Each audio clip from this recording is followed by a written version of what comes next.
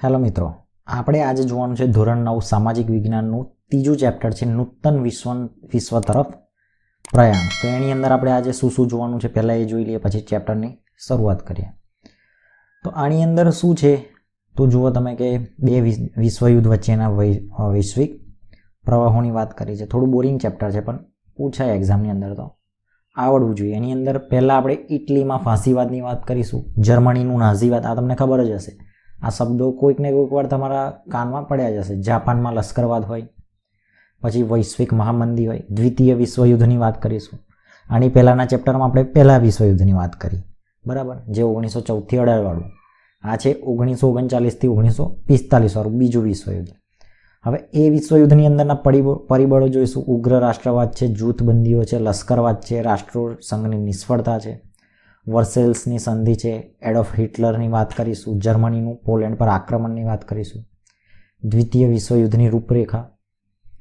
આ કેવું છે, આ ચેપ્ટરની અંદર ગ્લોબલી વસ્તુ છે. જે આપણે ભારતનો વારસો તમે વાંચો, કાં તો ભારતની ભૌગોલિક વાતો વાંચો, એની અંદરની ચળવળો વાંચો, તો ભારતને રિલેટેડ હોય. એવી રીતે ગુજરાતને રિલેટેડ ગુજરાતની ચળવળો હોય. પણ આ વિશ્વની અંદર જે વિશ્વયુદ્ધો થયા છે એની વાત કરીએ છીએ, બરાબર. પછી સંયુક્ત રાષ્ટ્રો જે આપણે કહીએ છીએ એની વાત કરીશું. એનું નિર્માણ કઈ રીતે થયું, શું કરવા એની જરૂરિયાત પડી, બરાબર છે. એની અંદર અલગ અલગ સંસ્થાઓ જેવું છે, બરાબર, એ કઈ કઈ છે. સામાન્ય સભાની વાત, સલામતી સમિતિ છે, એવી રીતે ટોટલ 6 સમિતિઓ છે, એની વાત કરીશું. એનું શું શું કામ છે, બરાબર. પછી તમે ઘણી બધી વાર યુનેસ્કોનું નામ સાંભળ્યું હશે, યુનિસેફનું નામ સાંભળ્યું હશે. એ શું છે એ બધું એની વાત કરીશું. પછી વાલી સમિતિ છે, આંતરરાષ્ટ્રીય અદાલત છે, સચિવાલય છે, બરાબર. તો આ રીતનું આ ચેપ્ટર છે, બરાબર. 5-6 પેજનું જ છે, પણ મોસ્ટ ટાઈમ બી કહી શકાય, કારણ કે આની અંદરથી યુએનને રિલેટેડ વસ્તુ પૂછાય. અને જે વૈશ્વિક, જે ગ્લોબલી જે મોટી મોટી જે આવા યુદ્ધો થયા હોય બધા, એની વાત કોઈક ને કોઈક ડાયરેક્ટ કે ઇનડાયરેક્ટ રીતે પૂછાતી હોય છે. તો ચલો મિત્રો, આપણે ટાઈમ વેસ્ટ કર્યા વગર આજે ત્રીજું ચેપ્ટર જોવાનું છે, નૂતન વિશ્વ તરફ પ્રયાણ. બે વિશ્વયુદ્ધ વચ્ચેના વૈશ્વિક પ્રવાહો.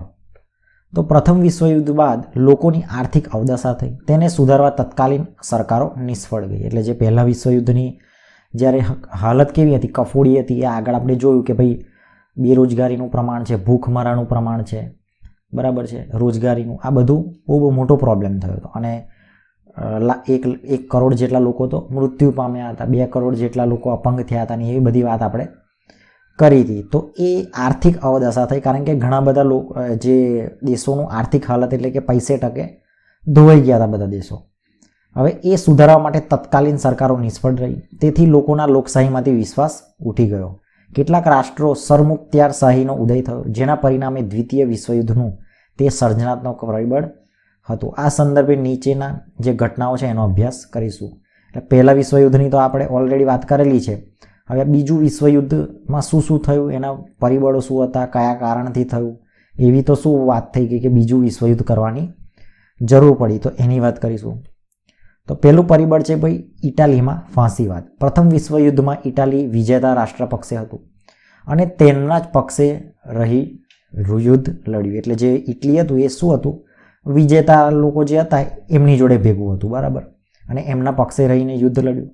તેમાં ઇટલીને $12 અબજ જંગી ખર્ચ થયો. જીત્યું તો પણ વિચારો કે $12 અબજ જંગી ખર્ચ થયો. 6 લાખ સૈન્યોની જાનહાનિ થઈ છતાં વિજેતા મિત્ર રાષ્ટ્રોએ મનગમતા પ્રદેશો લઈ લીધા અને ઇટલીની ઉપેક્ષા કરી અને ઇટલી રોષે ભરાયું. હવે જે પહેલા વિશ્વયુદ્ધમાં કેવું હતું કે એક બાજુ થોડા ઘણા દેશો ને બીજી બાજુ થોડા ઘણા દેશો, એક બાજુ જર્મનીવાળા હતા અને એક બાજુ બ્રિટનવાળા હતા, બરાબર.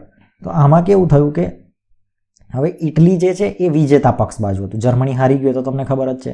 હવે વિજેતા પક્ષમાં બ્રિટન ને એ બધું હતું. તો હવે ઇટલી એ બાજુ જ હતું. એના માટે ઇટલીએ $12 અબજ ખર્ચ કર્યો, 6 લાખ સૈન્યો જાનહાનિ થઈ, બરાબર. છતાં પણ જે વિજેતા થયા એમાં અલગ અલગ દેશો તો હોય. હવે એ લોકોએ બધા મનગમતા પ્રદેશો લઈ લીધા. હવે એ લોકો કેવા પ્રદેશો લીધા કે જેમાં ક્રૂડ ઓઇલ મળતું હોય, જેની જમીન સારી હોય, દરિયાઈ ક્ષેત્ર વધારે મળતું હોય, આવા બધા પ્રદેશો, એટલે જે સારા ભૌગોલિક ક્ષેત્ર આપણે કહી શકીએ કે જેમાં ખનિજો મળતા હોય, તો એવા એ લોકોએ લઈ લીધા અને ઇટલીને કશું તંબુરો આલ્યો નહીં. એટલે શું થયું, ઇટલી ગુસ્સે ભરાયું. ઇટલીનો રાષ્ટ્રીય સ્વાભિમાન ભંગ થયો. તે માટે ઇટલી સરકાર જ જવાબદાર છે. તેમ માની ઇટલીની જનતા રાષ્ટ્રીય અપમાનનો બદલો લેવા માંગતી હતી. ઇટાલીની આવા કપરા સંજોગોમાંથી ઉગારવા માટે બેનિટો મુસોલિનીએ ઇટલીમાં ફાસિસ્ટની પક્ષની સ્થાપના કરી. તેનું પ્રતીક લાકડાની ભારી અને કુહાડી, જે સમ્રાટ સર્વોપરિતાનું પ્રતીક છે, જે રોમન કહેવાય કે રોમન સમ્રાટ હતા એ લોકોનું એ પ્રતીક છે. કયું છે? લાકડાની ભારી અને કુહાડી. એટલે જે આ લોકો એનાથી અકળાયેલા હતા, કારણ કે શું હતું કે આ જે આટલો બધો ખર્ચો થયો ને પક્ષ એ વિજેતા રાષ્ટ્રોએ કશું આપ્યું ના, ઉપરથી એના સૈનિકો મરી ગયા અને $12 અબજ ખર્ચો થયો. હવે અલ્ટિમેટલી તો પબ્લિક પર જ, એટલે પબ્લિકને શું થયું કે આ અપમાનનો બદલો લેવા માગતા હતા.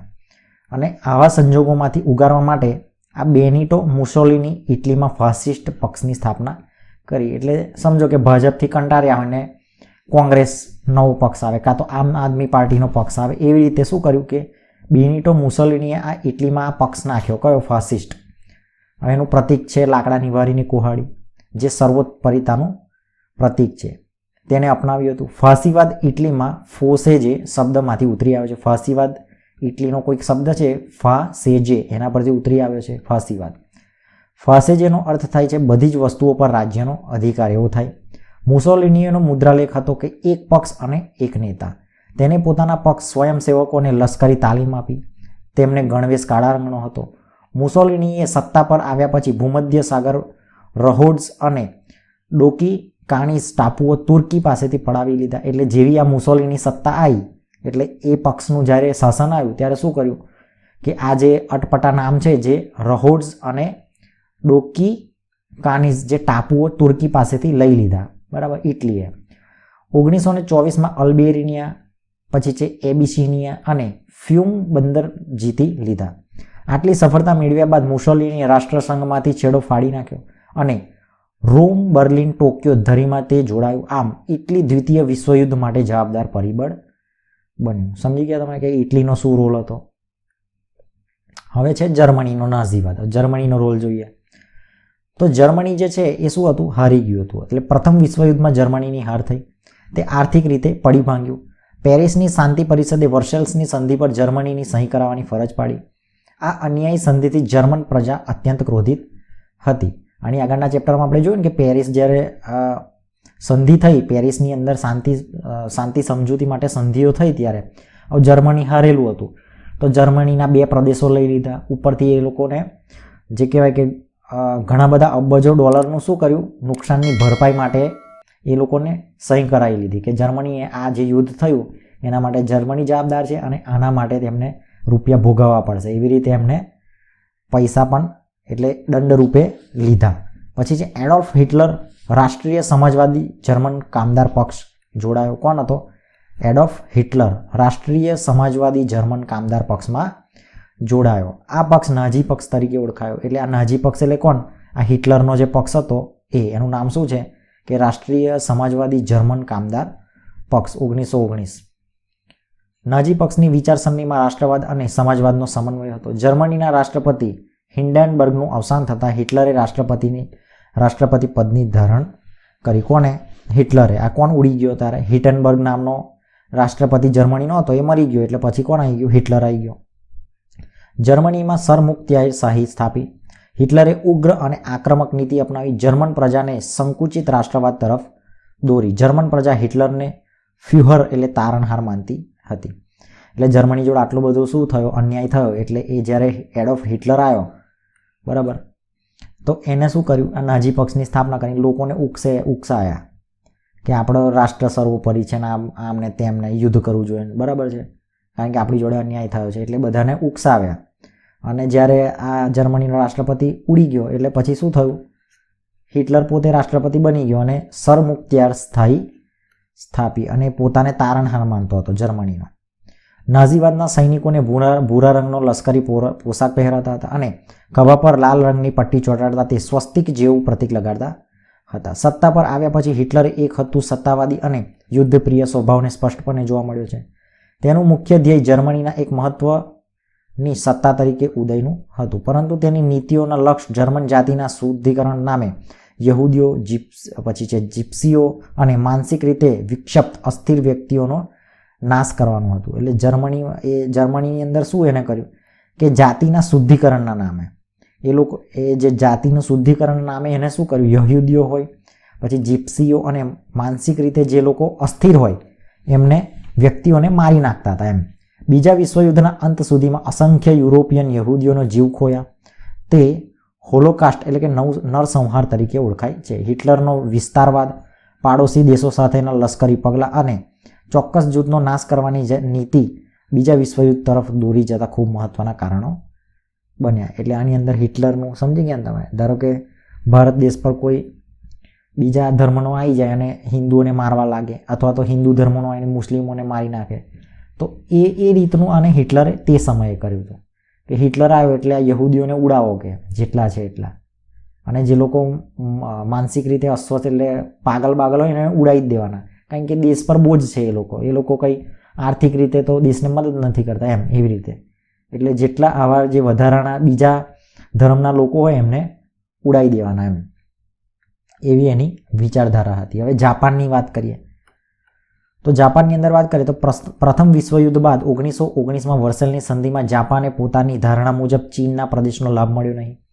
જર્મનીના ઘણા સંસ્થાનો ઇંગ્લેન્ડ અને ફ્રાન્સે વહેંચી લીધા. આનાથી જાપાનને ઘણો અસંતોષ થયો. 1921-22 વોશિંગ્ટન પરિષદમાં ઇંગ્લેન્ડ અને અમેરિકાના નૌકાદળના ફક્ત 35% નૌકાદળ રાખવાની દરખાસ્ત જાપાને સ્વીકારવી પડી. તેને સખાલિન અને સાઇબિરિયાના ટાપુ ખાલી કરવા પડ્યા. તેથી જાપાનનો યુવા વર્ગ નારાજ થયો. આ સમય દરમિયાન જાપાનમાં ચૂંટણી થઈ અને તેમાં લશ્કરી ઢબના શાસનની તરફેણ કરનારા પક્ષોને ચૂંટણીમાં બહુમતી મળી. જાપાનના લશ્કરી રાષ્ટ્રવાદી વિસ્તારવાદની નીતિ વ્યાપક બનાવી. જાપાનને રાષ્ટ્રસંઘની સમિતિમાં કાયમી સભ્યપદ ન મળ્યું. એટલે રાષ્ટ્રસંઘ જે આપણે રચાયું હતું પહેલા વિશ્વયુદ્ધ પછી, એની અંદર કાયમી સભ્ય તરીકે જાપાનને ના લીધું આ લોકોએ. હવે જાપાનની સામ્રાજ્યવાદી પ્રવૃત્તિઓનો પશ્ચિમના દેશો રોકી શક્યા નહીં. જાપાને મચુરિયા કબજે કરી અને ત્યાંના પોતાની મંચુકો સરકાર સ્થાપી. તે ઉપરાંત જાપાને કોરિયા, મંગોલિયા, પછી જે શાન્ટુંગ અને ચીનના કેટલાક પ્રદેશો કબજે કર્યા અને જર્મની તેમજ ઇટલી સાથેના સંબંધો સુધારી પોતાનો સામ્રાજ્યવાદનો દોર છૂટો મૂક્યો. પછી એક સમ્રાટનું નામ છે કે સમ્રાટ મેઇઝી. પછીના 1936માં ગાદીએ આવેલા શહેનશાહ હિરોહિટો પણ તે જાપાનની આ પ્રવૃત્તિઓને ઉત્તેજન આપ્યું. આમ જાપાનને રાષ્ટ્રસંઘનો ત્યાગ કર્યો. પછી છે વૈશ્વિક મહામંદી. હવે મહામંદી આવી 1929ની અંદર. એની શું વાત હતી કે યુરોપના મોટા ભાગના રાષ્ટ્રોના વડા એવી ધારણા હતી કે પ્રથમ વિશ્વયુદ્ધના અંતે વિશ્વની યુદ્ધેતર સમસ્યાઓનો અંત આવી જશે, પરંતુ આ ધારણા ખોટી પડી. એકાએક અમેરિકાના વોલ સ્ટ્રીટ શેર બજારમાં ઘણા મોટા પ્રમાણમાં શેરો વેચાવા લાગ્યા અને શેરની કિંમત અત્યંત ભયજનક રીતે ઘટવા માંડી. તેથી વિવેચકો તેને વોલ સ્ટ્રીટ સંકટના નામથી પણ ઓળખાવે છે. 24 ઓક્ટોબર 1929ના આ સંકટને વિશ્વભરમાં આર્થિક સ્થિતિ ડામાડોળ કરી મૂકી. હવે જે અમેરિકાનું જે શેર બજારનું છે વોલ સ્ટ્રીટ કહેવાય ને, તો એની અંદર શેરોના ભાવો તૂટવા માંડ્યા, બરાબર છે. એટલે આ શું થયું કે એકદમ મંદી આવવાના સંકેત છે. તમે જોજો કે અમેરિકાનું માર્કેટ તૂટે તો આપણું ઇન્ડિયાનું પણ એક દિવસ પછી એનો ઇમ્પેક્ટ દેખાય જ તમને. પેલી બાજુ અમુક પોઈન્ટ તૂટ્યો હોય તો આ બાજુ પણ તમને એનો ઇમ્પેક્ટ 100% દેખાય, કારણ કે એ શું છે, એ મહાસત્તાની અંદર છે. એટલે એ મોટી જે સત્તાઓ હોય, જે અમેરિકાનો પ્રભુત્વ ભારત પર હોય, તમે ગમે તે કરો પણ એનો જે અમુક ઇમ્પેક્ટ આવતો હોય એ તો આવે જ, બરાબર છે. જેમાંથી વૈશ્વિક મહામંદીનું સર્જન થયું હતું. વિશ્વના મોટાભાગના રાષ્ટ્રો આ મહામંદીના પ્રભાવ નીચે આવી ગયા હતા. ગ્રેટ બ્રિટન જેવી મહાસત્તાઓનો પણ પોતાના ચલણ પાઉન્ડ સામે અનામત રૂપે રખાતા સુવર્ણ જથ્થાની નીતિ ત્યજવી પડી હતી. તેનો પ્રભાવ વિશ્વના અન્ય રાષ્ટ્રો અને આંતરરાષ્ટ્રીય વેપાર ઉદ્યોગ પર પડ્યો હતો. હવે આવું જ્યારે કહેવાય કે મંદી આવી ત્યારે શું કર્યું કે જે મહાસત્તા આપણે તે વખતની, બરાબર, એક તો અમેરિકા છે અને આ બીજી આપણે વાત કરીએ તો આપણે રશિયા કહી શકીએ, બરાબર. તો એમાં શું થયું, બ્રિટન, બરાબર, એટલે લંડન, બરાબર, એ બધા પ્રદેશો બ્રિટનની અંદર આવે. હવે એ પાઉન્ડ છે એનો કિંમત કેવું થયું, ઘટવા માંડી, બરાબર છે. એટલે ઇન્ફ્લેશન રેટ કે ગમે તે આપણે કહી શકીએ, એટલે એની વેલ્યુ ઘટી. એટલે એમને શું એક નીતિ અપનાવી કે ભાઈ જે આપણે રિઝર્વ બેંક ઓફ ઇન્ડિયા શું કરે કે ગોલ્ડના જે સોનું હોય એનો સંગ્રહ કરે અને એના અગેન્સ્ટમાં રૂપિયાની નોટો છાપીને બહાર માર્કેટમાં ફરાવે. તો બધા દેશો આવું જ કરતા હોય કે જે ગોલ્ડ હોય, સોનું, એના અગેન્સ્ટમાં જ રૂપિયા રિલીઝ કરતા હોય, બરાબર. તો આ લોકોએ પણ સુવર્ણ જથ્થાની જે નીતિ છે એ અમને બ્રિટને ત્યજવી પડી. બરાબર. અમેરિકા જેવા સમૃદ્ધ રાષ્ટ્રોએ આર્થિક સ્થિતિની અવગણના કરીને કડક નિયંત્રણો લાદવા પડ્યા.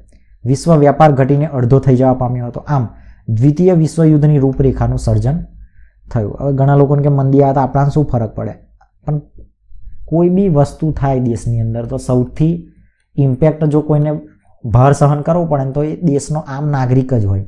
ના કોઈ નેતા એનો ભાર સહન કરે, ના તો કોઈ ગવર્મેન્ટ અધિકારીઓને એનો લોડ પડે. કારણ કે એ ગવર્મેન્ટ અધિકારીઓ શું થાય કે મોંઘવારી વધે તો ભથ્થા વધી જાય. બરાબર. નેતાઓને તો ઓલરેડી બ્લેકની ઇન્કમ હોય. બરાબર. છેલ્લા પેલો જે નોર્મલ માણસ 10,000 પગાર કે 8,000 પગાર લઈને ઘર ચલાવતો હતો એને જ તકલીફ પડે. આ યુક્રેનને રશિયાની અત્યારે વોર ચાલે તો અલ્ટિમેટલી પેટ્રોલ મોંઘું થઈ ગયું. બરાબર. તો વસ્તુ શું થાય, એમાં થાય શું કે પબ્લિકને જ જોર પડે ને. કોઈ બી એમનું જે જીવન ગુજરાન ચલાવવું હોય તો એને કોને જોર પડે? પબ્લિકને જ પડવાનું છે. બરાબર. એટલે સરકારને તો કોઈ ફરક ના પડે, તો ટેક્સ વધારે દે. બીજું કંઈ એ લોકોને બીજું કશું શું કરવાના? એ તો કંઈ જમીનમાંથી થોડા પૈસા કાઢવાના, એ તો એવું જ કરે, ટેક્સ વધારે દે એટલે પતી ગઈ વાત.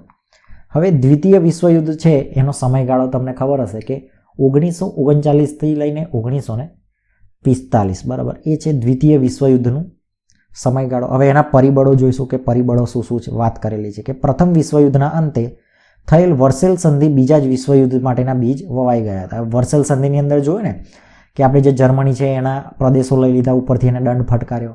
પછી ઇટલીની વાત કરી તો ઇટલીને જોઈતા એ વિજેતા હતું, ઇટલી વિજેતા તરફ હતું, તો પણ એને જોઈતા પ્રદેશો ના મળ્યા. તો આ બધું એના બીજ જે છે, એટલે કે જે ઝઘડાનો જે મૂળ કહેવાય એ પ્રથમ વિશ્વયુદ્ધને જ માનવામાં આવે છે. કારણ કે જે વર્સેલ સંધિ થઈ એની અંદર જ એ વસ્તુ જે કહેવાય કે લોકોને શું હતું, અલગ અલગ દેશોને કંઈક ને કંઈક અન્યાય થયો એટલે એના બીજ ત્યાં જ રોપાઈ ગયા હતા. પેરિસની શાંતિ પ્રક્રિયાએ અનેક રાષ્ટ્રોને અસંતોષ કર્યા હતા. ત્યારબાદ બનેલી ઘટનાઓ દ્વિતીય વિશ્વયુદ્ધ તરફ દોરી ગઈ. તો વિદ્યાર્થી મિત્રો, ચાલો આપણે દ્વિતીય વિશ્વયુદ્ધ માટે જવાબદાર પરિબળોનો અભ્યાસ કરીએ. બરાબર. તો આપણે દ્વિતીય વિશ્વયુદ્ધના પરિબળો કયા કયા હતા એની વાત કરીએ. તો ઉગ્ર રાષ્ટ્રવાદ. તો પ્રથમ વિશ્વયુદ્ધ પછી જર્મન, જાપાન, ઇટાલીમાં ઉગ્ર રાષ્ટ્રવાદ હતો. વર્સેલની સંધિ જર્મની અને તેની પ્રજા ક્યારેય ભૂલી શકી ન હતી. પરિણામે જર્મનીમાં નાઝીવાદ વિચારધારાને લીધે જ્યાં જ્યાં જર્મન પ્રજા વસતી હોય તે પ્રજા જર્મનને મળવો જોઈએ એમ કહી ઓસ્ટ્રિયા અને જેકોસ્લોવેકિયા કેટલાક પ્રદેશો હિટલરે જ હડપ કરી લીધા હતા. હવે જે હિટલર આવ્યો, હિટલરે ઓલરેડી જર્મનીવાળા લોકો જે હતા એમને અસંતોષ હતો, એટલે એને શું કીધું કે આપણે આપણા દેશને આ જે અન્યાય થયો છે એનું આપણે વસૂલ કરવાનું, સિમ્પલ વસ્તુ. એટલે પબ્લિકનો પણ સપોર્ટ મળ્યો. બરાબર. એટલે આને શું કર્યું કે યુદ્ધ જેવું કરી અને આ ઓસ્ટ્રિયાના જે અને જેકોસ્લોવેકિયાના કેટલાક પ્રદેશો હિટલરે ઝડપી લીધા. વર્સેલ્સની સંધિમાં ઇટલીની અવગણના થઈ હતી તો તેની પ્રજા ન ભૂલી શકી હતી. ઇટલીમાં મુસોલિનીએ ફાસિસ્ટ પક્ષના નેતૃત્વ તળે ઉગ્ર રાષ્ટ્રવાદ શરૂ કરી સામ્રાજ્યવાદની નીતિ અપનાવી. બીજી બાજુ એશિયામાંથી જાપાનને પણ સામ્રાજ્યવાદની દોડમાં ઝંપલાવ્યો. આમ વિશ્વ શાંતિ જોખમરૂપ બની. એટલે સામ્રાજ્યવાદની વાત કે આપણો વિસ્તાર થવો જોઈએ. સામ્રાજ્યવાદ એટલે શું કે તમારો જે એરિયા હોય એનો વિસ્તાર કરવાનો. એવી જેને ભૂખ હોય એને સામ્રાજ્યવાદ કહેવાય. બરાબર. અને સામ્રાજ્ય બધે જ મારું હોવું જોઈએ એવી રીતે. હવે જૂથબંધીઓ. તો કે પ્રથમ વિશ્વયુદ્ધ બાદ ફ્રાન્સે હંમેશા જર્મનીનો ભય રહેતો હોવાથી બેલ્જિયમ, પોલેન્ડ, રૂમાનિયા તેમજ જેકોસ્લોવેકિયા સાથે મૈત્રી કરારો કર્યા. કોને? ફ્રાન્સે. ઇટલીના જેકોસ્લોવેકિયા, પછી છે યુગોસ્લાવિયા, રૂમાનિયા, હંગેરી, ગ્રીસ, તુર્કી અને ઓસ્ટ્રિયા સાથે કરાર કર્યા. રશિયાએ જર્મની, તુર્કી, લિથુઆનિયા અને ઈરાન સાથે કરાર કર્યા. ઇટલીએ જર્મની અને જાપાનના સહયોગથી રોમ, બર્લિન, ટોક્યો ધરીની રચના કરી. ઇંગ્લેન્ડ અને ફ્રાન્સે લોકશાહીના મૂલ્યોવાળું બીજું જૂથ રચ્યું. જર્મનીએ રશિયા અને બિન આક્રમક સંધિ કરી. આથી વિશ્વમાં ભયનું સામ્રાજ્ય ઊભું થયું. આ પરિબળને વિશ્વયુદ્ધને વેગ આપ્યો. એટલે આના કારણે શું થયું કે ભાઈ વધારે જે ગંભીર સ્થિતિ હતી એ વધારે કપરી બની. કારણ કે એકબીજા દુશ્મન દેશો સાથે કરારો કરે, પછી પાછા એ કરારો તોડે, એટલે આ જૂથબંધીઓ એકબીજા વધી. જો અત્યારે યુક્રેન ને રશિયાનું વોર ચાલે છે. હવે અમેરિકા ધારો કે આપણે યુક્રેનને સપોર્ટ કરે, પછી બીજી બાજુ ચીન એને સપોર્ટ કરે, તો અમેરિકા જોડે કદાચ ભારત ઊભું હોય. બરાબર. બીજા બધા દેશો ઊભા હોય, કોઈ બી આપણે એક્ઝામ્પલ તરીકે. તો એ જે જૂથ બની જાય ને એ વિશ્વયુદ્ધ માટેનું કારણ હોય. કારણ કે યુક્રેન પર કોઈ યુદ્ધ થાય, હવે એના સપોર્ટમાં હોય. બરાબર છે કે ભાઈ ચીન એના સપોર્ટમાં છે, તો ચીન એને સપ્લાય કરે બધી વસ્તુઓ. એટલે યુદ્ધ મોટું જ થતું જાય. આ બાજુ અમેરિકા સપોર્ટ કરે. એટલે આવી રીતે શું થાય, જૂથ જ્યારે બને ત્યારે ઝઘડો મોટો થાય. સિમ્પલ વસ્તુ, આપણે બે લોકો વળતા હોય, બરાબર, એક તમારા ઘરની સામે હોય ને એક તમે પોતે ઝઘડતા હોય. હવે બે જણ ઝઘડે છે ત્યાં સુધી કશો વાંધો ના આવે. યુક્રેન ને રશિયા વળે છે તો વાંધો ના આવે, પણ પેલાના સપોર્ટમાં બીજા બે જણ આવે, આ બાજુના સપોર્ટમાં બે જણ આવે, તો શું થાય કે એ ઝઘડો મોટો થઈ જાય. એટલે આ જૂથબંધીના કારણે એવા ઘણા બધા ટોપિક હોય. આપણે કીધું ને બીજું ટોપિક છે કે આના કારણે બીજું વિશ્વયુદ્ધ થયું, બરાબર. એવી રીતે અલગ અલગ બધું આવતું હોય. એવી રીતે હવે ત્રીજા વસ્તુ છે લશ્કરવાદ. લશ્કરવાદની શું અંદર રોલ હતો એ જોઈએ. હવે લશ્કરવાદ, તો લશ્કરવાદની અંદર શું છે એ જોઈએ આપણે. તો કે પ્રથમ વિશ્વયુદ્ધ પછી શાંતિની જાળવણી કરવા માટે, જે આપણે પ્રથમ વિશ્વયુદ્ધ થયું એના પછી શું કર્યું, શાંતિની જાળવણી કરવા માટે પ્રયાસો કરવામાં આવ્યા હતા. એની અંદર વાત કરીએ તો તેનાથી ઉલટું યુરોપમાં રાષ્ટ્રો સશસ્ત્રીકરણની હરીફાઈમાં હતા. હવે એક બાજુ આપણે પ્રથમ વિશ્વયુદ્ધ થયું એટલે શું, શાંતિ માટે શું કર્યું આ લોકોએ, પેરિસ સંધિ કરી, એના માટે યુએનની સ્થાપના કરી નાખી, બરાબર છે. હવે એનાથી ઉલટું જે યુરોપિયન કન્ટ્રી હતી એ બધાએ શું કર્યું, સશસ્ત્રીકરણની હરીફાઈ કરી રહ્યા હતા. એટલે આ મિસાઇલ બનાવે તો પેલા ભાઈ બી મિસાઇલ બનાવે, બંદૂકો છે, તોપ ગોળા છે, એટલે આવી બધી જે શસ્ત્રો છે, જે કે એકબીજાને યુદ્ધમાં જે યુઝેબલ હોય એવા શસ્ત્રો બનાવવા લાગ્યા આ લોકો. યુરોપમાં દરેક રાષ્ટ્રો માત્ર ને માત્ર શસ્ત્રોનું ઉત્પાદન વધ્યું. એકબીજાથી ચડિયાતા યુદ્ધના શસ્ત્રો બનાવવામાં આવ્યા હતા. રશિયા, જર્મની જેવા રાષ્ટ્રોએ તો લશ્કરમાં ફરજિયાત તાલીમ શરૂ કરી દીધી. હવે જર્મની અને રશિયાની અંદર તો સ્પેશિયલ શું કર્યું, લશ્કર માટેની તાલીમ લોકોને આપવા લાગ્યા. દરેક રાષ્ટ્રોએ નૌકાદળ, હવાઈદળ અને ભૂમિદળમાં વધારો કર્યો. પૂર્વમાં જાપાને લશ્કરી તાકાત વધારી. આખરે ઇંગ્લેન્ડ અને ફ્રાન્સ પણ પોતાની શસ્ત્ર સજ્જતામાં વધારો કરતા દ્વિતીય વિશ્વયુદ્ધના નગારા વાગવા લાગ્યા. તમે અત્યારે પણ જોજો કે યુક્રેન અને રશિયાનું છે ને, પણ એ જે યુદ્ધ થતું હોય તો બીજા બધા દેશો જે એક્સપોર્ટ કરે છે ને આવી બધી વસ્તુઓ સશસ્ત્રીકરણની, એમનું પ્રોડક્શન પણ ઓટોમેટિકલી વધી જાય. કારણ કે જે બીજા એની આજુબાજુના નાના દેશો હોય એ પણ પોતાની સુરક્ષા માટે શું કરે, આવા બધા જે શસ્ત્રો હોય એ લોકો મંગાવે, બરાબર છે, કે પોતાના પ્રોટેક્શન માટે. તો એવી રીતે શું થાય કે આ બધી એકબીજા જોડે રિલેટેડ વસ્તુ હોય. એટલે સશસ્ત્રીકરણની હરીફાઈ થવા લાગી કે આના જોડે આટલા હોય તો આપણે આના જોડે વધારે ચડિયાતા શસ્ત્રો હોવા જોઈએ એમ. હવે રાષ્ટ્રસંઘની નિષ્ફળતા. હવે રાષ્ટ્રસંઘ, પહેલું વિશ્વયુદ્ધ થયું તો રાષ્ટ્રસંઘ તો બનાવ્યું હતું, તો પછી બીજું વિશ્વયુદ્ધ કેમ થયું, તો એના માટેનું જવાબદાર છે રાષ્ટ્રસંઘની નિષ્ફળતા. પ્રથમ વિશ્વયુદ્ધ બાદ વિશ્વમાં શાંતિ માટે રાષ્ટ્રસંઘની સ્થાપના કરવામાં આવી, પરંતુ રાષ્ટ્રસંઘ પાસેના વિશ્વના રાષ્ટ્રો ઉપર સાર્વભૌમત્વ ધરાવતી સર્વોપરી સંસ્થા ન બની શકી, કે તેથી પાસેના પોતાના આદર્શોનું પાલન કરાવવા અને લશ્કર પણ ન હતું. રાષ્ટ્રસંઘ તો સ્થાપી દીધું પણ પોતાનું લશ્કર કેવું કશું નહોતું એની જોડે. સભ્ય રાષ્ટ્રોએ રાષ્ટ્રસંઘ પાસે પોતાનો ઝઘડો લાવવા કે ચુકાદો માન્ય રાખવા માટે બંધાયેલા ન હતા. હવે એ લોકો એવું પણ ડિસાઇડ નહોતું કરેલું કે જે ભાઈ આ રાષ્ટ્રસંઘ જે નિર્ણય કરશે આખરી, એવું કોઈ દેશો માનવા તૈયાર ન હતા. કેટલાક રાષ્ટ્રો તો રાષ્ટ્રસંઘમાંથી બહાર નીકળી ગયા હતા. શરૂઆતમાં રશિયા અને જર્મની રાષ્ટ્રસંઘનો સાથ છોડી દીધો. ત્યારબાદ ઇટલી અને જાપાને પણ બહાર નીકળી ગયા હતા. એટલે રાષ્ટ્રસંઘ બનાવ્યું તો ખરું મોટા ઉપાડે, પણ શરૂઆતમાં શું, રશિયા નીકળી ગયું, પછી જર્મની નીકળી ગયું, પછી ઇટલી નીકળી ગયું, જાપાન નીકળી ગયું. એટલે 1 by 1 શું થયું, બધા નીકળવા માંડ્યા. હવે એટલે નીકળી ગયા તો માને કોણ? કારણ કે ઇટલીએ ઇબિસિનિયાની આઝાદી ઝૂંટવી લીધી હતી. કોને? ઇટલીએ. જાપાને મંચુરિયા પર આક્રમણ કર્યું. જર્મને જેકોસ્લોવેકિયાના કેટલાક પ્રદેશો હડપી લીધા હતા, છતાંય રાષ્ટ્રસંઘ તેને અટકાવી શક્યો નહીં. એટલે એક બાજુ ઇટલીએ આ આઝાદી, શું નામ છે, ઇબિસિનિયાની આઝાદી ઝૂંટવી, પછી બીજી બાજુ જર્મનીએ આ જેકોસ્લોવેકિયાની, આ નામ છે એવું, આવું અટપટા જ હોય ને બહારના દેશના છે એટલે, બરાબર, આપણા જેવું ના હોય રાજસ્થાનને, મધ્યપ્રદેશને, જમ્મુ કાશ્મીર ને એવા નહીં. આ જર્મનીનું છે એટલે આવું નામ છે જેકોસ્લોવેકિયા. એ બધી આ પ્રદેશો એને ઝડપી લીધો. કોને? જર્મનીએ. પણ કશું ઉખાડી ના લીધું રાષ્ટ્રસંઘે, બરાબર. તો જુદા જુદા રાષ્ટ્રોની સત્તાની લાલસા અને સત્તા ભક્તિને રાષ્ટ્રસંઘમાં બળવાન બની.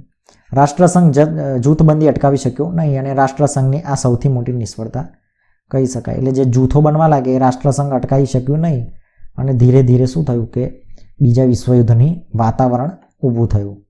હવે વર્સેલ્સની સંધિ એ શું હતી એ તો આપણે વાત કરી છે, આની અંદર ફરીવાર આપેલું છે કે પ્રથમ વિશ્વયુદ્ધના અંતે, પહેલું વિશ્વયુદ્ધ થયું, એના અંતે પેરિસ શાંતિ પ્રક્રિયામાં વર્સેલ્સની સંધિ કરવામાં આવી. પેરિસ જગ્યા છે, બરાબર છે. આ વર્સેલની સંધિ કરી એ જગ્યાનું નામ છે, એટલે એવું નામ છે વર્સેલ્સની સંધિ. તેમાં જર્મનીને જવાબદાર ગણવાય. પહેલું વિશ્વયુદ્ધ થયું એ કેમ થયું કે જર્મની જવાબદાર, ભાઈ જર્મનીને લીધે થયું એમ. એટલે શું કર્યું કે યુદ્ધના દંડ પેટે, યુદ્ધ જે થયું એના દંડ માટે 6.5 અબજ પાઉન્ડની મોટી રકમ આપવી પડી. કોને? જર્મનીએ. તેના રૂહર પ્રાંત જેવા પ્રદેશો પડાવી લેવામાં આવ્યા. જર્મનીનો કોઈ ભાગ છે રૂહર પ્રાંત, એ પણ પડાવી લીધો. 6.5 અબજ પાઉન્ડ તમારે રૂપિયા આપવા પડશે એવું કીધું. પછી જર્મનીને રહાઈન નદી આંતરરાષ્ટ્રીય માર્ગ માટે ખુલ્લી મૂકવામાં આવી. આમ અપમાનજનક અને અન્યાયી સંધિ જે કહેવાય એ જર્મની પર ઠોકી બેસાડવામાં આવી. એટલે જર્મની જોડે અન્યાય થયો. જર્મનીના સરમુખત્યાર એડોલ્ફ હિટલરે વર્સેલની સંધિને કાગળનું ચીથરું કહીને ફગાવી દેવાની હાકલ કરી. જે સમયે એડોલ્ફ હિટલર આવ્યો એને કીધું કે આ તો કાગળનું ચીથરું છે, આને કોઈ માન્ય ના રાખે, બરાબર. આવી બધી સંધિઓ હું માન્ય રાખતો નથી. તેથી જર્મનીની પ્રજાનું યુદ્ધનું પ્રોત્સાહન મળ્યું. બીજી બાજુ જાપાને પણ આ સંધિથી અસંતોષ થયો. આમ વર્સેલ્સની સંધિથી કોઈને કોઈ પ્રકારે કેટલાક રાષ્ટ્રોનો અન્યાય થયો, માટે વર્સેલની સંધિને બીજા વિશ્વયુદ્ધમાં જ બીજ રોપાયા હતા. આ ત્રીજી ચોથી વાર એની લાઈન આવી કે પહેલી જે વર્સેલની સંધિ થઈ એટલે કે પહેલા વિશ્વયુદ્ધ પછી જે આ વર્સેલની સંધિ થઈને એ જ બીજા વિશ્વયુદ્ધ માટે કારણભૂત હતી. એવું બીજી ત્રીજી વાર આ વસ્તુ આવી. બધા બહુ ટોપિક, એટલે આમાં આ લોકો કેમ આવું લખતા હોય? કારણ કે કોઈ પણ યુદ્ધ થાય તો એક કારણથી ના થાય, એના ઘણા બધા કારણો હોય. તમને લાગે કે આના લીધે થયું, પણ એવું ના હોય. એના માટે ઘણા બધા કારણો જવાબદાર હોય. હવે છે એડોલ્ફ હિટલરની સામ્રાજ્યવાદી મહત્વાકાંક્ષા. તો હિટલર બીજા વિશ્વયુદ્ધના પાયામાં હતો. તે ઉગ્ર રાષ્ટ્રવાદી અને સૈનિકવાદી માણસ ધરાવતો હતો. માટે તે કોઈપણ હિસાબે જર્મનીમાં એકતા, સ્થિરતા અને સમૃદ્ધિ ચાહતો હતો. હિટલર સામ્રાજ્યવાદનો સૌ પહેલો શિકાર ઓસ્ટ્રિયા બન્યું. હિટલરે જર્મન સેના સાથે ઓસ્ટ્રિયામાં પ્રવેશ કર્યો હતો. જે સૌથી પહેલાં જર્મનીએ કયું કબજે કર્યું? ઓસ્ટ્રિયા. પછી જે મ્યુનિચ સંમેલન પછી બીજા જ દિવસે ચેકોસ્લોવેકિયા પર કબજો કર્યો હતો. ત્યારબાદ માર્ચ 1939 લિથુઆનિયા મેમેલ બંદર પર કબજો કર્યો હતો. માર્ચ 1939માં આમ વિશાળ જર્મન રાષ્ટ્રનું તેને સર્જન કર્યું. હિટલર સામ્રાજ્યવાદી નીતિ દ્વિતીય વિશ્વયુદ્ધ માટે મુખ્ય જવાબદાર હતી. હવે જર્મનીનું પોલેન્ડ પર આક્રમણ અને તાત્કાલિક પરિબળ. ઉપરોક્ત તમામ પરિબળોને, આ જે પરિબળો આપણે જોયા એ તમામ પરિબળો સમગ્ર વિશ્વને દારૂગોળા માટે ઢગ પર લાવીને બેસાડી દીધું હતું. એક નાનકડી ચિંગારી વિશ્વમાં ભયાનક વિસ્ફોટ કરી શકે તેમ હતી. આ ચિંગારી ચાપવાનું કામ જર્મનીએ શાંત પોલેન્ડ પર આક્રમણ કર્યું. જર્મનીએ શું કર્યું? પોલેન્ડ જે કેવું હતું? શાંત હતું, એના પર આક્રમણ કર્યું. તેથી દ્વિતીય વિશ્વયુદ્ધનો પ્રારંભ થયો. ક્યારે? 1 સપ્ટેમ્બર 1939. આપણે 1939થી વાત કરીએ ને કે બીજી વિશ્વયુદ્ધની શરૂઆત થઈ, તો અહીંયાથી તો દ્વિતીય વિશ્વયુદ્ધનો પ્રારંભ થયો. બ્રિટન અને ફ્રાન્સે જર્મનીને આ યુદ્ધ તાત્કાલિક બંધ કરી દેવા ચેતવણી આપી. કોને? બ્રિટને અને ફ્રાન્સે. બ્રિટન અને ફ્રાન્સ બે દેશો છે, એને જર્મનીને કીધું કે ભાઈ બંધ કરી દે આ તારું યુદ્ધ, બરાબર.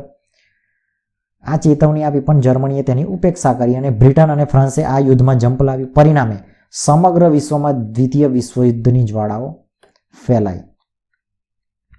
એટલે આમાં જર્મનીને પોલેન્ડની વાત હતી કે જર્મનીએ પોલેન્ડ પર આક્રમણ કર્યું, પણ વચ્ચે કૂદી ગયા બ્રિટન અને ફ્રાન્સ.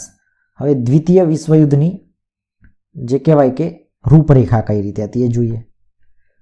તો દ્વિતીય વિશ્વયુદ્ધ શરૂ થતાં ફરીથી બે જૂથોમાં વહેંચાઈ ગયું. એક તરફ ઇંગ્લેન્ડ અને ફ્રાન્સની આગેવાનીવાળું મિત્ર રાષ્ટ્રોનું જૂથ હતું. એક બાજુ શું હતું? ઇંગ્લેન્ડ અને ફ્રાન્સવાળા હતા. અને બીજી બાજુ શું હતું? જર્મની છે, ઇટલી છે, જાપાન જેવા ધરી રાષ્ટ્રોનું જૂથ હતું. કારણ કે બધાને અન્યાય થયેલો પહેલા વિશ્વયુદ્ધ પછી જે વર્સેલની સંધિ થઈ, એમાં જર્મનીને પણ એવું થયું, ઇટલીને પણ એવું થયું, જાપાનને પણ એવું થયું. એટલે આ ત્રણ ભેગા થઈ ગયા અને આ મિત્ર રાષ્ટ્રો જે છે ઇંગ્લેન્ડ અને ફ્રાન્સ એ લોકોની સામે પડ્યા.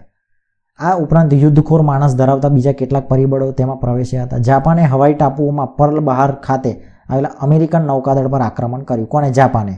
જાપાને અમેરિકા પર, એટલે અમેરિકાનું જે નૌકાદળ છે કઈ બાજુ છે કે હવાઈ ટાપુઓ છે પર્લ હાર્બર ખાતે આવેલા અમેરિકન નૌકાદળ પર આક્રમણ કર્યું. પરિણામે તટસ્થતા નીતિ છોડી અમેરિકા વળતો હુમલો કર્યો. એટલે અમેરિકા તે ટાઈમ પર તટસ્થ હતું, આપણે આમાં પડવું નથી. પણ થયું શું? જાપાને જે આ ટાપુ છે હવાઈ ટાપુ પર્લ બહાર, એના પર શું કર્યું? અમેરિકાના નૌકાદળ પર આક્રમણ કર્યું. તે મિત્ર રાષ્ટ્રો પક્ષે જોડાયું. તેથી મિત્ર રાષ્ટ્રની તાકાતમાં વધારો થયો. અમેરિકા જઈને બેસી ગયું કોની જોડે? મિત્ર રાષ્ટ્રો એટલે ઇંગ્લેન્ડ ને ફ્રાન્સની જોડે. જ્યારે વિશ્વયુદ્ધ ઘમાસાન ચાલતું હતું ત્યારે તેમાં જાપાનની તાકાતને રોકવા અમેરિકાએ જાપાન પર હિરોશીમા અને નાગાસાકી એમ 2 નગર પર અણુબોમ્બ ફેંકતા જાપાનની 1,24,000થી વધુ નાગરિકોનો ભોગ લેવાયો અને મહાવિનાશ સર્જાયો. પરિણામે જાપાને શરણાગતિ સ્વીકારીને 11 ઓગસ્ટ 1945 અને દ્વિતીય મહાવિશ્વયુદ્ધનો અંત આવ્યો. હિરોશીમા અને નાગાસાકી જે તમે નામ સાંભળેલા હશે કે બોમ્બ ફેંક્યો. કોને ફેંક્યો ભાઈ? અમેરિકાએ ઉડાવ્યું. અમેરિકાએ ફેંક્યો હિરોશીમા અને નાગાસાકી પર બોમ્બ ફેંક્યો. કેમ? કારણ કે જાપાન છે ઇટલી અને જર્મની હોશિયારીઓ ઠોકતું હતું. કોની સામે? ઇંગ્લેન્ડ, ફ્રાન્સ અને અમેરિકા સામે. એટલે ઉડાવી દીધું એને. બરાબર. એટલે કોઈ પણ જ્યારે યુદ્ધ થાય ને ત્યારે આવું જ થાય કે 2 દેશો ઝઘડો ચાલતો હોય ને ત્રીજો ઘૂસે, ચોથો ઘૂસે, પાંચમો ઘૂસે અને પછી એ વિશ્વયુદ્ધનું રૂપ ધારણ કરી લે. પછી દ્વિતીય વિશ્વયુદ્ધના પરિણામો, હવે એ યુદ્ધ તો થઈ ગયું, હવે શું એનું પરિણામો શું આવ્યા? તો એના પરિણામો કઈ આર્થિક પરિણામો શું હતા એ જોઈએ. તો આ મહાવિશ્વયુદ્ધથી વિશ્વમાં ભયંકર વિનાશ સર્જાયો હતો. દ્વિતીય વિશ્વયુદ્ધ ભાગ લેનાર તમામ રાષ્ટ્રોને પુષ્કળ ખર્ચ થયો હતો. અમેરિકાએ $350 અબજ, બીજા રાષ્ટ્રોએ $1,000 કરતાં વધારે ખર્ચ કર્યો. એટલી જ કિંમતી સંપત્તિનો નાશ પણ થયો. ઇંગ્લેન્ડે 2,000 કરોડની મિલકત ગુમાવી. કોને? ઇંગ્લેન્ડે. અને જર્મની તો કલ્પના જ કરવી રહી, કારણ કે જર્મની પર તો બોમ્બ જ ફેંકી.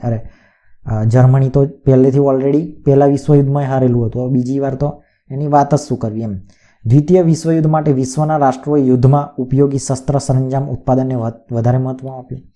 તેથી જીવન જરૂરિયાતો ચીજ વસ્તુઓની અછત ઊભી થઈ ગઈ. ઉત્પાદન ઘટ્યું, ફુગાવો વધ્યો, લોકોના રોજીરોટીની મુશ્કેલી પડવા લાગી, બજારોમાં જરૂરી માલ સામાનની તંગી પડવા લાગી, લોકોએ આર્થિક જીવન અસ્તવ્યસ્ત થઈ ગયું. પરિણામે વિશ્વના રાષ્ટ્રોએ મહામંદી ધકેલાયા અને વિશ્વના રાજકારણમાં, અર્થકારણમાં યુગ પરિવર્તક ફેરફારો થયા. જો કોઈ પણ યુદ્ધ થાય એટલે આર્થિક પરિણામો એટલા ખરાબ બને કે તમારે ખાવા પીવાના ફાંફા પડી જાય, રોજગારી ના હોય, ફુગાવો વધી જાય એટલે દરેક વસ્તુના ભાવ વધી જાય, જીવન જરૂરી ચીજ વસ્તુઓ ના મળે. બરાબર. તો આર્થિક પરિણામો આવા આવે. ઘણા બધા લોકો તમે સાંભળ્યા હશે અને હોશિયારીઓ ઠોકતા હોય ચાની ટપરીઓ ઉપર, કાં તો બાકડે બેઠા હોય, કાં તો ફ્રેન્ડ સર્કલમાં ખાલી હોશિયારીઓ ઠોકતા હોય કે ભારતે તો પાકિસ્તાન જોડે યુદ્ધ કરી દેવું જોઈએ અને આ બધું નાટકને એ લોકોને પતાવી દેવા જોઈએ, આવી બધી વાતો કરતા હોય. પણ એનું પરિણામ જ્યારે આવે ને ત્યારે બધા થથરી જાય. કારણ કે ભારત, પાકિસ્તાન એટલે કોઈ પણ દેશ સાથે જ્યારે આવું રીતે યુદ્ધ કરે તો બંને દેશોની હાલત એક તો ભિખારી થઈ જાય, એમની સંપત્તિને નુકસાન થાય, લોકોને નુકસાન થાય, આર્મી જે છે એને નુકસાન થાય, બધા શસ્ત્ર સરંજામ ફિનિશ થઈ જાય. બરાબર છે. પછી ઉપરથી જ્યારે યુદ્ધ ચાલતું હોય તો બીજા દેશો પાસેથી લોનો લે, એટલે ઓલરેડી એના ભાવ જે કહેવાય કે સંપત્તિ હોય દેશની એ બધી ઘણી બધું નુકસાન થાય. તો આ અહીંયા તમે બીજા વિશ્વયુદ્ધની પણ આપણે વાત કરી હતી, ત્યારે પણ આ જ વસ્તુ રિપીટ થઈ હતી. અને બીજા વિશ્વયુદ્ધની પરિણામો પણ તમે જુઓ કે આર્થિક પરિણામો કેટલા બધા ખરાબ છે. તો આ એક સારું કોઈ રાષ્ટ્ર પ્રગતિ માટે આ યોગ્ય નથી. કારણ કે એક વિશ્વયુદ્ધ થાય કાં તો એક જોડે બીજું કોઈ દેશ યુદ્ધ કરે એટલે એ 50-60 વર્ષ પાછળ ફેંકાઈ જાય. એની અંદર એ જે રાષ્ટ્રની જે તાકાત હોય એ ઘટી જાય. બરાબર છે. તો આવી બધી વસ્તુ હોય અને ઘણા એવું વિચારે પાકિસ્તાન તો આટલું છે, એટલે ભાઈ આટલું છે પણ બીજા એને સપોર્ટ કરે તો તમે શું કરશો? ચીન છે એના સપોર્ટમાં, પછી અમેરિકા, એમ એ તો તટસ્થતાની નીતિ છે, તો કોઈ જોડે નથી રહેતું, પણ શસ્ત્ર સરંજામ તો બેવને વેચે. જો ભૂલથી પણ યુદ્ધ થાય ને અમેરિકાને ભારતને પાકિસ્તાનનું, તો સૌથી પહેલાં અમેરિકાવાળો જ બધા એના યુદ્ધનો સામાન બધો મોકલી દે. એ આપણા નહીં વેચે ને પેલા નહીં વેચે, બેવને ભિખારી બનાવે. તો આ પબ્લિક માટે યોગ્ય નથી. આ નેતાઓ માટે બહુ સારું છે, વોટ બેંક માટે, પણ જે પબ્લિકને જે પછી લોડ પડે ને એ બહુ અઘરી વસ્તુ હોય. હવે ચીનમાં સામ્યવાદની સ્થાપનાની વાત કરીએ તો રશિયામાં થયેલ બોલ્શેવિક ક્રાંતિની આપણે જે વાત કરી હતી એ સામ્યવાદી ધોરણે ભાવિ વિકાસ તરફ ઝડપથી કંડારી જે પ્રગતિ હાંસલ કરી તેમાં વિશ્વભરના ઘણા રાષ્ટ્રો પ્રભાવિત થયા. ચીન પણ પ્રભાવિત થયેલ. દ્વિતીય વિશ્વયુદ્ધ પછી જાપાનની શક્તિ ક્ષીણ થઈ ગઈ હતી. આ સંજોગોમાં ચીન પરનો તેનો પ્રભાવ ઓસરી ગયો. તેને લાભ લઈ ત્યાં માઓ ત્સે ત્યુંગના નેતૃત્વ તળે ચીનમાં થયેલ ક્રાંતિને અંતે સામ્યવાદી શાસનની સ્થાપના થઈ. હવે ઠંડુ યુદ્ધ એટલે કે કોલ્ડ વોર તો જન્મ દૂરગામી પરિણામ, એટલે એના લાંબા પરિણામો શું હતા એ જોઈએ. તો કે દ્વિતીય વિશ્વયુદ્ધ બાદ અમેરિકા અને રશિયા એમ બે મહાસત્તામાં વહેંચાઈ ગયું. કોણ કોણ? અમેરિકા અને રશિયા. યુદ્ધ દરમિયાન બંને મિત્ર રાષ્ટ્રો, યુદ્ધ દરમિયાન શું હતા? બંને રાષ્ટ્રો મિત્રો હતા, એટલે એક ટીમમાં હતા એમ.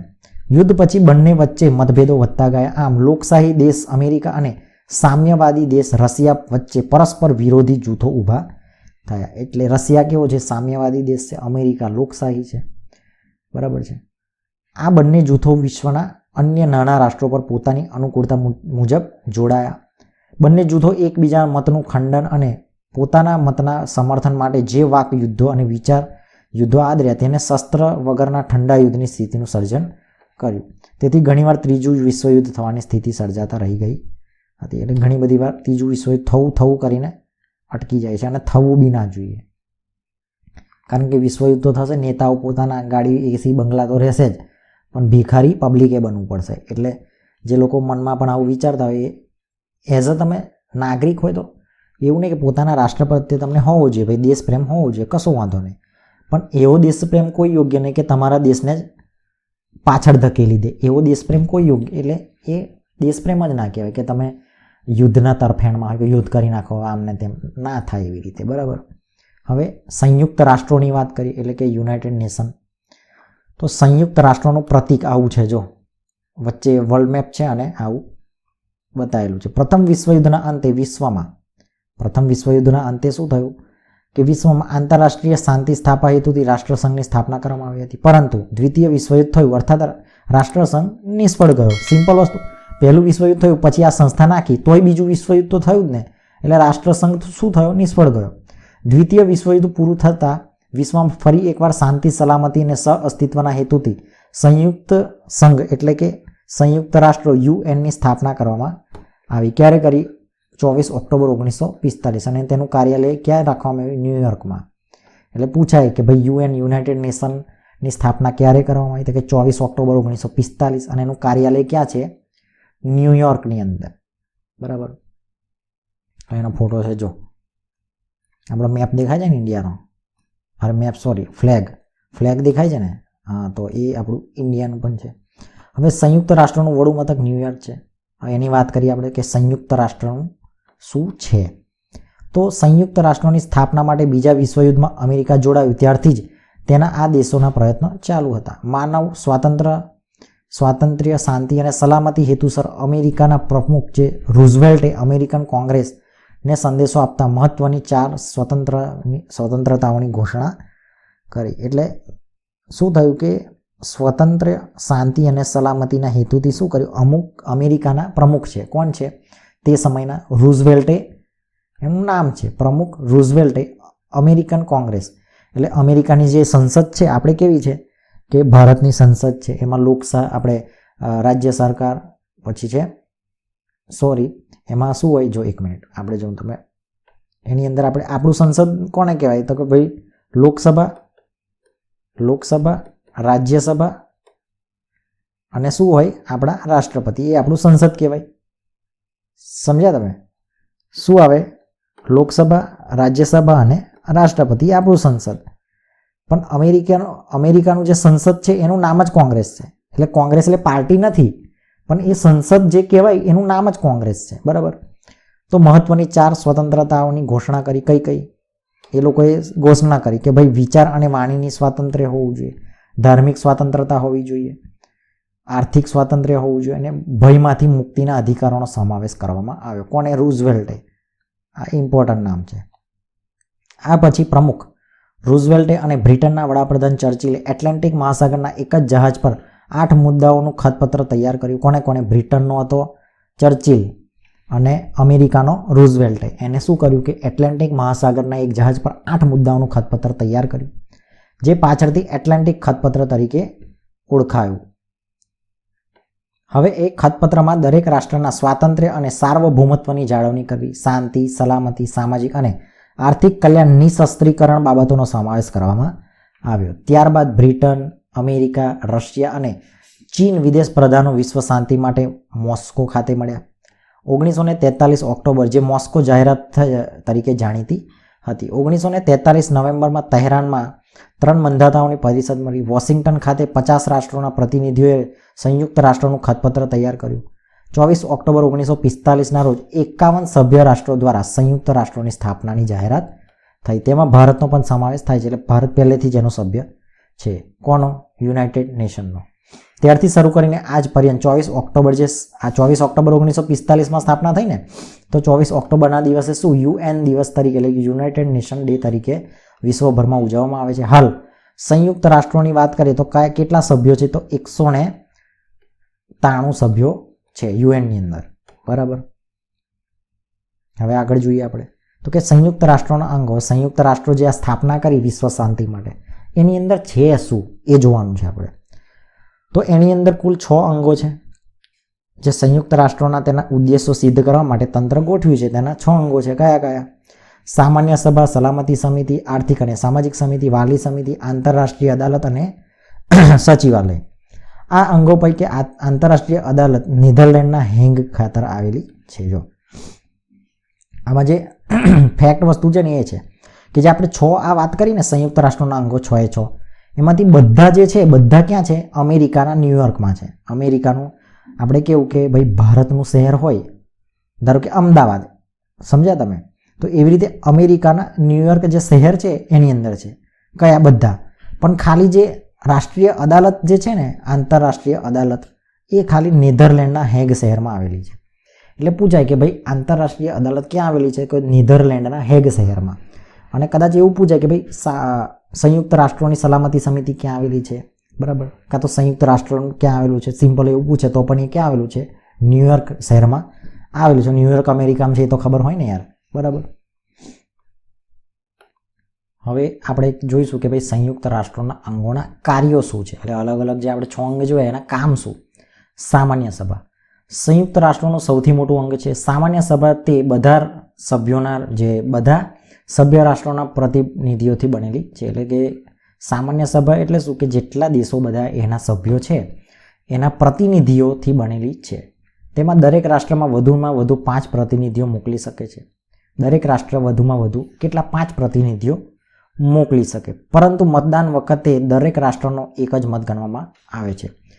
પહેલું, આંતરરાષ્ટ્રીય સંબંધોને લગતી કોઈ પણ બાબત પર ચર્ચા, સલાહ, સૂચનો અને ભલામણો કરી શકે છે. એટલે આ સામાન્ય સભા જે સંયુક્ત રાષ્ટ્રોની સામાન્ય સભાનું કામ શું? તો કે જેટલા આપણા જે એની અંદર સમાવેશ કરેલા દેશો છે, બરાબર છે, કેટલા દેશો છે? તો 193 સભ્યો છે. બરાબર. એની અંદરથી દરેક જે દેશો છે અલગ અલગ પોતાના 5 સભ્યો મોકલી શકે મિનિમમ અને મેક્સિમમ, પણ વોટ તો એક જ ગણાય. બરાબર. હવે એ જે ગણાય આ સામાન્ય સભા જે હોય એ શું કરે? દરેક બાબત પર ચર્ચા, સલાહ, સૂચનો અને ભલામણો કરી શકે છે. સામાન્ય સભાનો સભાખંડ એની વાત કરીએ તો મહામંત્રી દર વર્ષે જે અંદાજપત્ર રજૂ કરે છે તે મંજૂર કરવું, તેની ખર્ચની રકમની ફાળવણી કરવી, રાષ્ટ્રોના આર્થિક વિકાસ, માનવ અધિકાર, નિઃશસ્ત્રીકરણ કે સાંપ્રત આંતરરાષ્ટ્રીય પ્રશ્નોનું નિરાકરણ લાવવા પ્રયાસ કરે છે. સામાન્ય બાબતોમાં નિર્ણય 2/3 સભ્યોની બહુમતીથી લેવાય છે. એટલે 66% જેટલું થયું. બરાબર. 2/3 એટલે 66%. હવે સલામતી સમિતિ.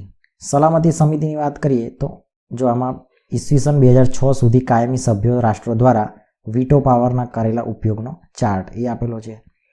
હવે જે આપણે સલામતી સમિતિ જે અત્યારે હાલમાં બહુ ચર્ચામાં હતી એ શું છે એ જોઈએ. એનો જ એક ભાગ છે. કોનો? આ જે 6 આપણા યુએનના જે ભાગ છે યુનાઇટેડ નેશન એની વાત છે. તો સલામતી સમિતિ સંયુક્ત રાષ્ટ્રોનું સૌથી મહત્વનું અંગ છે. તેમાં અમેરિકા, બ્રિટન, ફ્રાન્સ, રશિયા અને ચીન 5 કાયમી સભ્યો છે. બાકી 10 બિનકાયમી સભ્યો છે. આ સમિતિને આંતરરાષ્ટ્રીય શાંતિ સલામતી જાળવવા અત્યંત વિશાળ સત્તાઓ આપવામાં આવી છે. એટલે મોસ્ટ આઈએમપી કહેવાય તો આ જગ્યા છે સલામતી સમિતિ. કારણ કે એની અંદર કેવા પ્રશ્નો હોય કે ભાઈ સલામતી જાળવવાના, શાંતિ જાળવવાના, એટલે યુદ્ધને રિલેટેડ હોય એ આની અંદર જ આવે. રાષ્ટ્રના કોઈપણ ઝઘડાનો ઉકેલ, વાટાઘાટો, તપાસ અને મધ્યસ્થી દ્વારા શાંતિમય રીતે પ્રશ્નો હલ કરે છે. કોઈપણ આંતરરાષ્ટ્રીય અગત્યની બાબતમાં નિર્ણય લેવા કે 5 કાયમી સભ્યોમાંથી કોઈ એક મત હકારાત્મક ન હોય તો તે બાબતનો નિર્ણય લઈ શકાતો નથી. એટલે એક આ 5 જે આપણે વાત કરીએ કાયમી સભ્યો છે. આપણે વાત કરીએ આગળ કયા કયા દેશો, પણ એ દેશ જો ધારો કે એમાંથી એક બી ના પાડે ને, કે એક પણ હકારાત્મક ન હોય, એટલે નકારાત્મક એક બી હોય એ 5માંથી, તો એનો નિર્ણય થઈ શકતો નથી. 5 કાયમી સભ્યો રાષ્ટ્રોની આ સત્તાને વીટો નિષેધ અધિકાર કહે છે. રશિયાએ વીટો સૌથી વધુ ઉપયોગ કર્યો છે. રશિયા સૌથી વધારે વીટો પાવરનો ઉપયોગ કર્યો છે. આ જે ગ્રાફ જેવું બતાવ્યું છે, આ સોવિયત સંઘ એટલે કે રૂસે કેટલી વાર? 122 વાર, અમેરિકાએ 82 વાર, બ્રિટનને 32 વાર, ફ્રાન્સે 18 વાર અને ચીને 4 વાર. એ જે કહેવાય કે એનો નિષેધ અધિકાર એટલે કે વીટો ઉપયોગ કરેલો છે. 5 આની માટે જે કહેવાય કાયમી સભ્યો છે એ લોકો વીટો પાવર એમની જોડે છે, બીજા કોઈ દેશ જોડે નથી. એમાં કયા કયા દેશો છે? તો અમેરિકા. એમાં કયા કયા દેશો? 5. એટલે પહેલું છે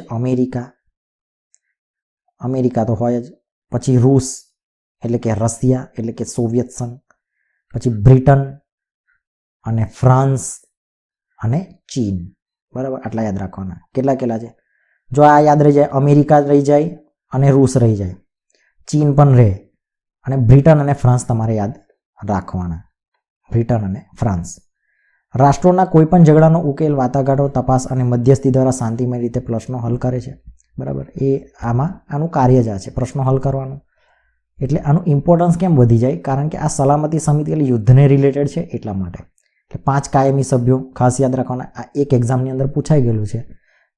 કેવી બાબતે પૂછાઈ ગયેલું? કે પેલું શું કહેવાય ને, નીચેનામાંથી કયું સાચું છે ને કયું ખોટું છે, એ રીતે. તો નીચેનામાંથી કઈ બાબતો સાચી છે એમાં આ વસ્તુ પૂછાઈ ગયેલી છે.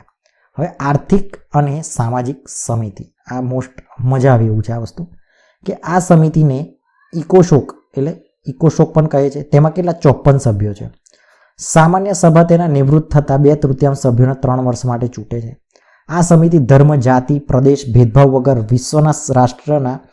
વિશ્વના રાષ્ટ્રોની પ્રજાનું જીવન ધોરણ ઊંચું લાવવાનો પ્રયત્ન કરે છે. આ સમિતિ અને તેની પેટા સમિતિઓ વિશ્વભરમાં કાર્ય કરે છે. એટલે આર્થિક અને સામાજિક સમિતિ જે છે એની પેટા સમિતિઓ છે. WHO, બધાનું નામ ખબર છે WHO નું. વર્લ્ડ હેલ્થ ઓર્ગેનાઇઝેશન એટલે કે વિશ્વ આરોગ્ય સંસ્થા વિશ્વના માનવીઓનું સ્વાસ્થ્ય સુધારણાનું કાર્ય કરે છે. પછી IMF એટલે આંતરરાષ્ટ્રીય બેંક તથા નાણાં ભંડોળ એટલે નાણાકીય સ્થિરતા સ્થાપવાનું કામ કરે છે. અહીંયા ફોટા પણ આપેલા છે. જો FAO છે, ILO છે, યુનિસેફ છે અને યુનેસ્કો છે. હવે બધાનું જોવાનું શું કામ છે એ લોકોનું. તો કે FAO એ આંતરરાષ્ટ્રીય ખાદ્ય અને કૃષિ સંસ્થા છે.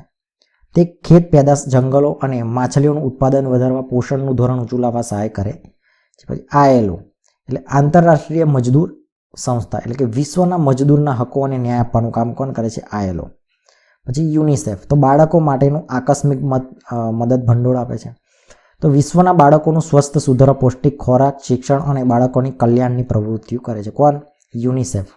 પછી યુનેસ્કો તો કે શૈક્ષણિક અને વૈજ્ઞાનિક સાંસ્કૃતિક સંસ્થા છે. આ સંસ્થા નિરક્ષરતા નિવારણ, શિક્ષણ દ્વારા માનવીઓનું જીવન ધોરણ ઊંચું લાવવું, શિક્ષણ અને વિજ્ઞાન, સાંસ્કૃતિક સાધનો દ્વારા રાષ્ટ્રો વચ્ચે સહકાર વધારવાનું કાર્ય કરે છે. આ ઉપરાંત તેની પેટા સંસ્થાઓ જો કહીએ તો અને પ્રાદેશિક સમિતિઓ પણ કહે છે, જે વિવિધ કાર્યો કરે છે. હવે છે ચોથું છે વાલી સમિતિ. એની અંદર શું છે? આ સમિતિમાં 5 કાયમી રાષ્ટ્ર જે સભ્યો હોય છે. કયા આ સમિતિમાં 5 કાયમી સભ્ય રાષ્ટ્રો હોય છે. તેમને સામાન્ય સભા પસંદ કરે તે દેશના પ્રતિનિધિઓ હોય છે. અગાઉ વાલીપના એટલે કે મેન્ડેટ હેઠળ જે પ્રદેશો હતા તેમાં તે જ પ્રદેશને સ્વતંત્રતા મળી ન હતી તેવા અને દ્વિતીય વિશ્વયુદ્ધમાં પરાજિત થયેલા હોય પ્રદેશોની દેખરેખ માટે તેમજ સામાજિક, આર્થિક અને રાજકીય જેવી તમામ બાબતોનો વિકાસ થાય તે જોવાની ફરજ વાલી સમિતિની છે. આંતરરાષ્ટ્રીય અદાલત તો તેનું મથક નેધરલેન્ડના હેગ શહેરમાં છે. આ મોસ્ટ IMP વસ્તુ કે ભાઈ આંતરરાષ્ટ્રીય અદાલતનું ક્યાં આગળ છે? નેધરલેન્ડના હેગ શહેરમાં. તેમાં 15 ન્યાયમૂર્તિઓ હોય છે. 9 વર્ષ માટે તેઓ નિયુક્તિ થાય છે. કોઈ પણ 2 રાષ્ટ્રો વચ્ચેના વિખવાદનો નિકાલ કરે છે. રાષ્ટ્રો વચ્ચે ઝઘડો અદાલત સમક્ષ રજૂ કરવામાં આવે છે તો તેનો ચુકાદો આપે છે. આ કાયદા વિશે એક સલાહ આપવાનું કાર્ય કરે છે. હવે સચિવાલય, આ બિન સચિવાલય નહીં, આ પેલાનું સચિવાલય. બરાબર છે. હવે સંયુક્ત રાષ્ટ્રોના મહામંત્રીની કચેરીને સચિવાલય કહેવામાં આવે છે. કયું? સંયુક્ત રાષ્ટ્રોના મહામંત્રીની કચેરીને સચિવાલય કહેવામાં આવે છે. સામાન્ય સભા તેના મહામંત્રીની નિમણૂક 5 વર્ષ માટે કરે છે. સામાન્ય સભા મહામંત્રીની નિમણૂક કરે 5 વર્ષ માટે. એટલે ઘણી બધી એક્ઝામમાં પૂછાઈ ગયેલું છે ભાઈ આના મહામંત્રી કોણ છે, યુએનના મહામંત્રી કોણ છે, બરાબર છે. એ બધી વસ્તુઓ પૂછાતી હોય છે. આની અંદર મિત્રો આ નિમણૂકની જોડેની ઘણી બધી આ પૂછાઈ ગયેલું છે. નિમણૂક આવી રીતે લખાય, યાદ રાખવાનું, બરાબર. ઘણી બધી વાર પૂછાઈ ગયેલું છે. મહામંત્રીને કાર્યોમાં મદદ કરવા માટે મંત્રીઓ, વ્યવસ્થાપકો, મદદનીશો, ભાષાંતરકારો, નિષ્ણાતોનો સમાવેશ કરવામાં આવે છે. સંયુક્ત રાષ્ટ્રોનું સચિવાલય ન્યુયોર્કમાં છે. ક્યાં છે? ન્યુયોર્કની અંદર. વિશ્વમાં શાંતિ સ્થપાય, વિશ્વ એકતા અને વિશ્વ બંધુત્વનું સ્વપ્ન સાકાર કરવા માટે સંયુક્ત રાષ્ટ્રો પ્રયત્નશીલ છે. હવે આટલી બધું થાય છે, બરાબર. આવું યુએન છે તો પણ આ યુક્રેનને એનું યુદ્ધ થઈ ગયું ને, બરાબર છે. તો ખબર નહીં આવામાં શું છે, પણ આવું બધું હોય છે, બરાબર. તો આની અંદર મિત્રો આપણે જોયું કે ઘણી બધી વાત કરી, યુએનની વાત કરી, પછી આજે બીજા વિશ્વયુદ્ધની વાત કરી, એમાં શું શું જવાબદાર હતું, શેના કારણે થયું, કેમ થયું, એનું રિઝલ્ટ શું આવ્યું, બરાબર. તો આવી જ રીતે ડિટેલમાં તૈયારી કરવી હોય મિત્રો તો તમારે ચેનલને સબસ્ક્રાઈબ કરવી જોઈએ, બરાબર છે. મળીશું આપણે નેક્સ્ટ વિડીયોની અંદર. અને આવી જ રીતે જો તમારે ડિટેલ વાઇઝ તૈયારી કરવી હોય, જો આ વસ્તુ લેન્ધી છે, માનું છું, કંટાળો પણ આવે, બધું જ થાય, પણ વસ્તુ આમાંથી પૂછાય છે તો શું કરીશું બોલો, બરાબર. તો વાંચવું તો પાઠ્યપુસ્તક જ પડશે. અને દરેક જે મારું ના માનો તો કંઈ નહીં, પણ કોઈ પણ તમે ઇન્ટરવ્યૂ ઉઠાવી લો, જે લોકો પાસ આઉટ થાય એ લોકો એક લાઈન તો કોમન હશે કે ભાઈ જીસીઆરટીના પુસ્તકો વાંચવા. હવે જીસીઆરટીના પુસ્તકો એટલે શું? તો કે ભાઈ પાઠ્યપુસ્તક જે હોય, આપણે ધોરણ 6 થી લઈને 10 સુધીના જે પાઠ્યપુસ્તક હોય એ પાઠ્યપુસ્તક વાંચવાની સલાહ આપે છે. ઘણા લોકોની ઈગો હોય, 6ઠા ધોરણ હું વાંચતો હશે, હું તો મોટો સેન્સા. એટલે ભાઈ 6ઠા ધોરણમાંથી જ પૂછાય છે, 7મા ધોરણમાંથી જ પૂછાય છે. એટલે ઘણા લોકોને ઈગો હોય કે ભાઈ હું 25 વર્ષનો થઈ ગયો ને મેં તો બધું પાસ આઉટ કરેલો છે ને હવે થોડું વાંચવાનું હોય. તને કંઈ ખબર નહીં હોય ભાઈ કશી વસ્તુની, એ ભૂલી જવાય ને. સીધી વસ્તુ, તમે ભલે પાસ આઉટ હોય પણ ભૂલી જવાય, બરાબર. તો આ રીતે ભાઈ તૈયારી કરવી પડે પાસ થવું હોય તો, બરાબર છે. બાકી તો MCQ વાંચીને થતા હોય તો વેલ એન્ડ ગુડ છે. તો મળીશું નેક્સ્ટ વિડીયોની અંદર. બસ આમ જ તૈયારી કરતા રહો. અને જો ગમ્યું હોય તો ચેનલને લાઇક, શેર અને સબસ્ક્રાઈબ અવશ્ય કરજો. મળીશું નેક્સ્ટ વિડીયોમાં.